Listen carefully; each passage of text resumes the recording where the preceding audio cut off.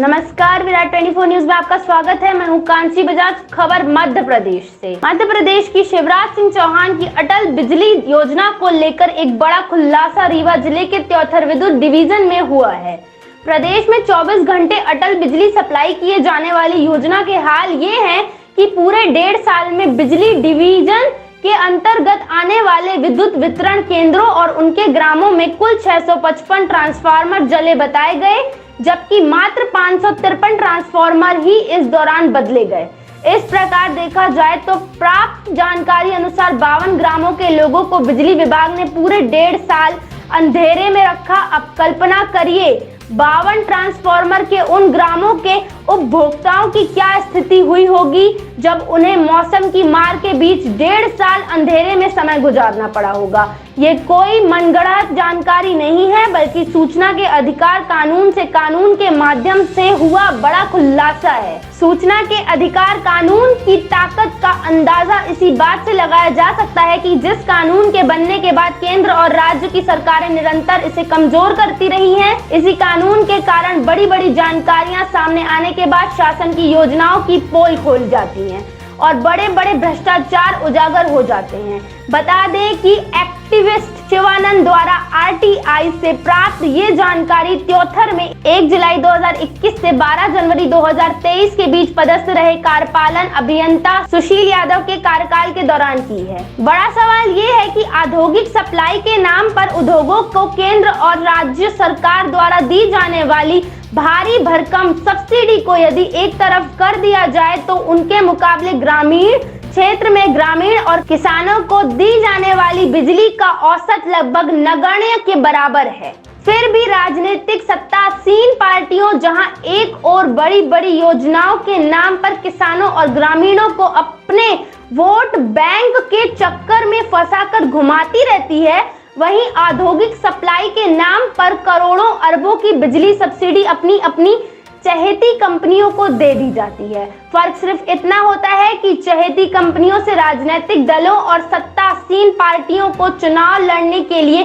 भारी भरकम फंड मिल जाते हैं, जबकि किसान और ग्रामीण मात्र वोट बैंक की राजनीति तक ही सीमित रह जाते हैं। बड़ा सवाल ये भी है कि यदि आरटीआई के माध्यम से मात्र त्योथर बिजली डिवीजन के जले हुए ट्रांसफार्मर और उनके बदलने की प्रक्रिया को लेकर प्राप्त जानकारी में यदि 52 ग्रामों अथवा टोलों के ट्रांसफार्मर न बदले जाने का खुलासा हुआ है, तो फिर यदि पूरे जिले के अन्य डिवीजन और विद्युत वितरण केंद्र और फिर संभाग अथवा प्रदेश की बात की जाए तो भयावह सच्चाई सामने आएगी। इस प्रकार पता नहीं अभी भी कितनी हजार गांव जले हुए ट्रांसफार्मर न बदलने जाने के कारण अंधेरे में डूबे होंगे। सच्चाई ये भी है कि चाहे वो राजनीतिक सत्तासीन पार्टियां हो अथवा प्रतिद्वंदी पार्टियां, सभी मात्र किसानों और ग्रामीणों के बिजली बिल माफ किए जाने और कर्ज माफी को लेकर ही गेम खेलती है।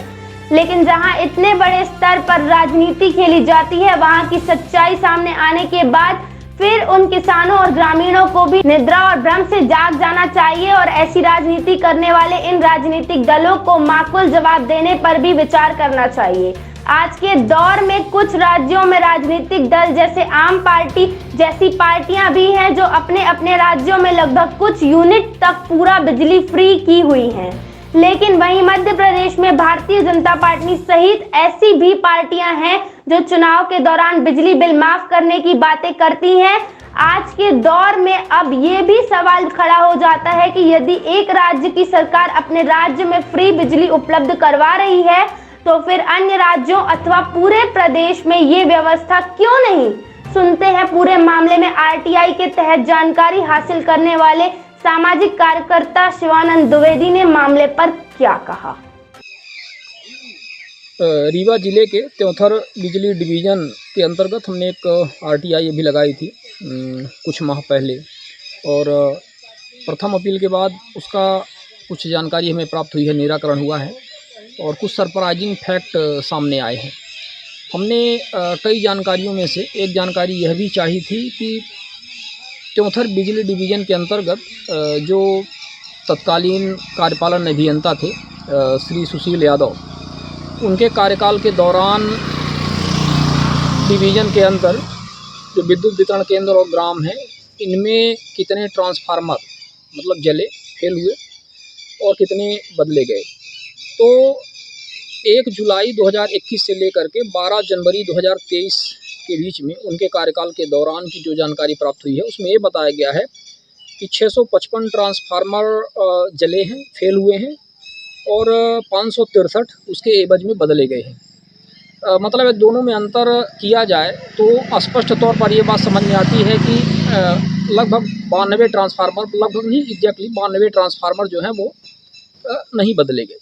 मतलब इस लगभग 1.5 साल के अंतराल में 92 टोले या ग्रामों को आप मान सकते हैं जहाँ पर अंधेरा छाया रहा। तो इससे स्पष्ट होता है कि जो शासन की मंशा है, जो मध्य प्रदेश गवर्नमेंट की जो मंशा है, जो अटल बिजली की बात करते हैं और किसानों की बिजली सप्लाई की बात करते हैं,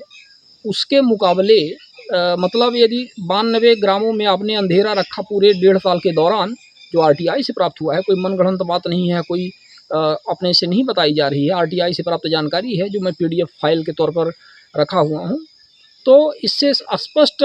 पता चलता है कि जो शासन की जो मंशा है, सरकारों की पार्टियों की जो मंशा है, किसानों को, ग्रामीणों को जिस प्रकार से एक तरह से लॉलीपॉप पकड़ाने की जो बात है और जो ग्राउंड रियलिटी है वो कुछ इस प्रकार के है। और फिर जब ट्रांसफार्मर जलते हैं तो विभिन्न माध्यमों से दबाव लगा करके ग्रामीणों और किसानों के ऊपर कि आपका बिजली बिल बकाया है, फलाना है, ट्रांसफार्मर नहीं बदला जाएगा, तो किस प्रकार से टॉर्चर किया जाता है वो एक अलग स्थिति है। जबकि ये भी सच्चाई है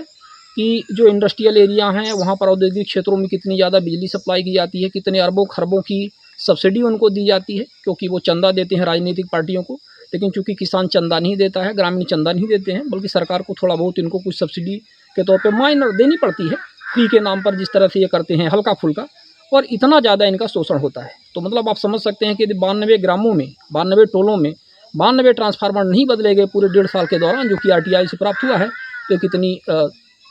स्थिति खराब है।